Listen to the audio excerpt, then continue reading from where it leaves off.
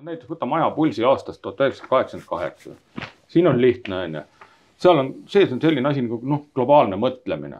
No, sellistes küsimustes peab genotsiidi sellist asja enam ei ole. Ei ole enam globaalset mõtlemist. Sahkna mõtleb ise. Kus on globaalne mõtlemine? See on mingi siuke, ma ei tea. Ma ütlen, see lõhnab kukla lasu järgi, ma ütlen.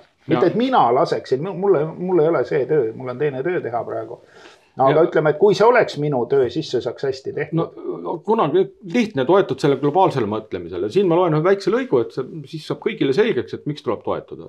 Tuleb toetada. Ühesõnaga Hegeli dialektikale tuginevast hea ja halva vastasseisust. Rõhutava ja rõhu ja vahelisest klassivõitlusest. Koloonia ja emamaa vastuoludest tulenes sõdade liigitus õiglasteks ja ebaõiglasteks. Ühel pool rindejoont olid õiglase sõjapidajad, see on vabastajad, abistajad, kodumaakaitsjad, vabadussõdalased, ristisõdalased, ususõdalased, seadusliku riigikorra taastajad ja nii edasi. Teisel pool rindejoont olid ebaõiglase sõjapidajad, agressorid, anastajad, intervendid, kontrarevolutsionäärid, imperialistid. Lihtne. No nagu lapsele seletatud. Puust ja punaseks. Täpselt, et kes ajab õiget asja, kes mitte. Nii et sina Tsahkna hoia imperialistide poole. Muidu oled mingi kuradi vabastaja ja sinuga on lõpp.